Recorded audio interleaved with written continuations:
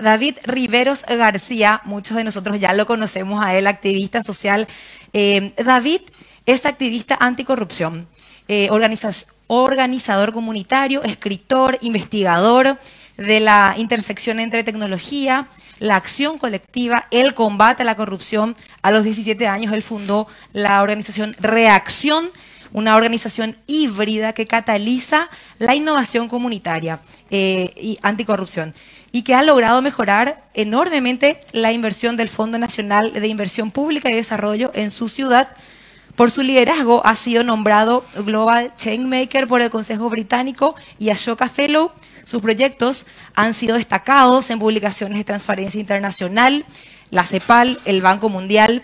David ha sido panelista en eventos como el Foro Económico Mundial, la Conferencia Internacional Anticorrupción y las reuniones anuales del Banco Mundial. Lideró el desarrollo de la herramienta oficial de datos abiertos del Ministerio de Salud aquí de Paraguay. Actualmente es miembro del equipo nacional de innovación de Paraguay, asesor del Diálogo Nacional de Jóvenes Líderes, miembro del Consejo del World Youth Movement for Democracy. Él tiene un masterado en Desarrollo Internacional de la London School of Economics. David, largo tu currículum, pero terminé. Bienvenido, ¿cómo estás? Gracias, Gladys, muy bien. Es un gusto estar acá y compartir contigo y con la señora Nancy. David, ayer mencionaba hace un momento, se presentaron algunos números de pobreza. No quiero mezclar, simplemente para tener en mente que hablamos en nuestro país, más o menos, Nancy, de una pobreza monetaria de 1.900.000 personas, digamos, sí, y multidimensional de 1.700.000 personas. Estoy dando números redondos. David, con esto que explican del semáforo de eliminación de la pobreza, ¿cómo se puede llegar a esas organizaciones de modo a hacer más masiva esta iniciativa para que la misma gente, digamos, se tome sobre su espalda esto y pueda llevar a sus comunidades? Yo creo que hay algo importante que resaltar de lo que estoy escuchando ahora de la presentación. La metodología del semáforo me parece que devuelve en cierta manera la agencia al ciudadano, a la ciudadana, y en la unidad que se utiliza de la familia, que es algo que no se considera mucho, o no en general en realidad en términos de políticas de desarrollo internacional. Y eso no debería dejar de lado la responsabilidad del Estado de cumplir con sus servicios básicos en todo lo que sea necesario para que la pobreza disminuya en ambos aspectos, en las formas que se midan, no solo la multidimensional, sino también aquella de ingresos. En Paraguay creo que tenemos un gran problema de una sobreconcentración de capacidades y de la capacidad de sociedad civil en Asunción. En el resto del país, como contaba acá en la anécdota de la señora Nancy, muchas de las personas, familias, ciudades completas no tienen un ecosistema de sociedad civil, ni siquiera naciente. La organización y las capacidades de alfabetización cívica son mínimas.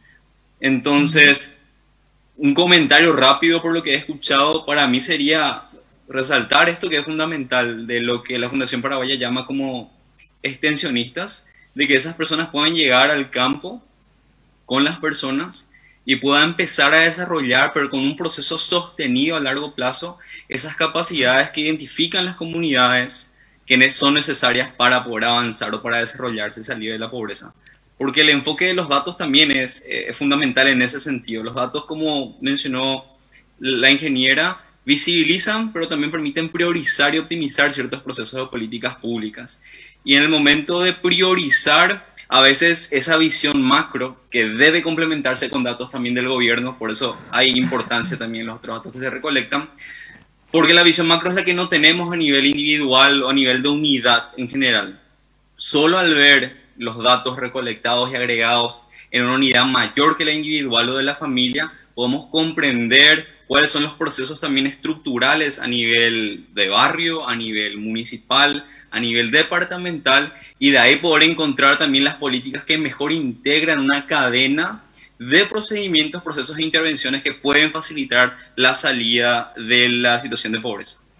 David, la sociedad civil organizada ha sido fundamental en temas como control ciudadano y bueno, lucha contra la corrupción. ¿Crees que ese tipo de iniciativas también se podría llevar a la sociedad civil organizada, pero para exigir no solamente el fin de la corrupción, sino también esto que tiene que ver con políticas públicas que reduzcan con la pobreza? Lo que sabemos nosotros es que la corrupción es un gran impedimento para el desarrollo en general y la pobreza en nuestro país se nota, es una consecuencia difícil de desconectar de este nudo de otros problemas sociales que tenemos. La pobreza es uno de ellos.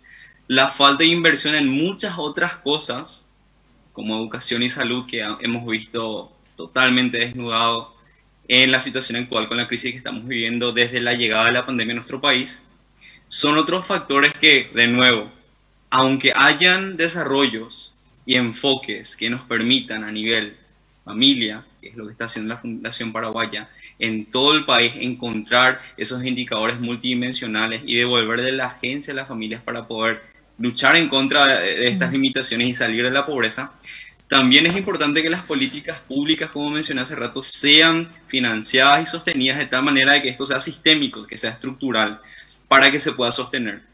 Y la corrupción en nuestro país no es un problema simple porque la institucionalidad, de cierta forma, se ha formado desde la dictadura con muchas raíces que no pueden funcionar. El sistema no funciona sin el engrasado, le podemos decir, de la corrupción a través del gobierno, pero también a través de la sociedad. La corrupción de cierta forma está tan instalada que condiciona los procesos políticos, partidarios, económicos, porque hay una relación directa ahí, y también de la sociedad civil, de cómo nosotros podemos encarar estas cosas. Mi comentario rápido sobre el tema del combate a la corrupción y su relación con la reducción de la pobreza, creo que ahí debemos llevar lo que está haciendo la Fundación Paraguaya también como presión política, como acción colectiva, para que estos ciudadanos y ciudadanas que están siendo beneficiados con este proceso puedan exigir de forma colectiva que el gobierno cumpla con su función de garante de esos derechos básicos. Tenemos una pregunta también de Carmen, de Fernando de la Mora, que dice: David, ¿nos basta simplemente con tener acceso a los datos que lo permite esta ley de acceso a los datos públicos, sino que hay que accionar con respecto a los datos? ¿Cómo podemos hacer que la gente se involucre más en el uso de los datos abiertos? Yo creo que no es un tema de que la gente utilice los datos abiertos, creo que necesitamos mayores intermediarios. Toda la teoría de cambio a nivel internacional, de lo que vemos en la literatura inclusive de esto, habla de la necesidad de intermediarios que puedan transformar o digerir esos datos que son tablas, que a veces son muy complejos, y esos datos que requieren también un contexto. Uno, por ejemplo, no puede monitorear los recursos o la inversión del Fondo Nacional de Inversión Pública y Desarrollo, del FONACIDE, sin conocer una cantidad de procesos administrativos y técnicos que se convierten en una curva de aprendizaje muy alta, una fricción en términos económicos, le diríamos, que hacen que sea muy difícil para el ciudadano o la ciudadana promedio acceder a esos datos. Entonces necesitamos que los medios de comunicación, que no están haciendo mucho de este trabajo de digerir datos y transformarlos en temas más accesibles como materiales audiovisuales o infografías, necesitamos más organizaciones de la sociedad civil que también hagan esto. Y necesitamos mayor acción colectiva, y voy a insistir mucho en esto porque necesitamos esa vinculación entre las organizaciones experientes que tienen esta capacidad de traducir, digerir, transformar datos en información y en conocimiento, con la comunidad de base, con los barrios, con las familias, con los movimientos estudiantiles y con otras organizaciones y gremios económicos o de otro tipo, que hagan posible que el costo de inacción política, una vez que denunciamos corrupción, sea más alto. Estoy de acuerdo con eso, no es suficiente con la ley de acceso a información pública, no es suficiente con lo que se publicó de datos abiertos en el gobierno, y hemos tenido un retroceso marcado en los últimos años. Específicamente en el año de la pandemia retrocedimos en datos de salud, por ejemplo, donde podíamos haber evitado la crisis de medicamentos. Y eso sucede con impunidad, e incluso las denuncias que se hacen siguen en impunidad porque para la política institucional el costo de inacción no es alto. Y no es alto porque los que denuncian son los mismos actores de siempre, son la sociedad civil organizada, algunas de ellas son algunos individuos que personalmente tienen cruzadas en contra de la corrupción, pero no sienten la presión colectiva de una comunidad más allá de eso que haga que para el político, para los jueces inclusive, que también están afectados por la opinión pública de ciertas formas, les queme no tomar una decisión de sancionar, de enviar a la cárcel, de perseguir la corrupción. Y hoy vemos ese problema con el discurso de transparencia acá y a nivel internacional. Toda la transparencia y los datos abiertos parecen insuficientes, no lo son, pero parecen insuficientes porque no hay un costo político. Y el costo político se genera a través de las vinculaciones comunitarias entre varios actores, entre trabajos en redes y entre procesos sostenidos a largo plazo. Y eso también es una cosa que tenemos que autocriticarnos. No tenemos muchos procesos colectivos sostenidos a largo plazo.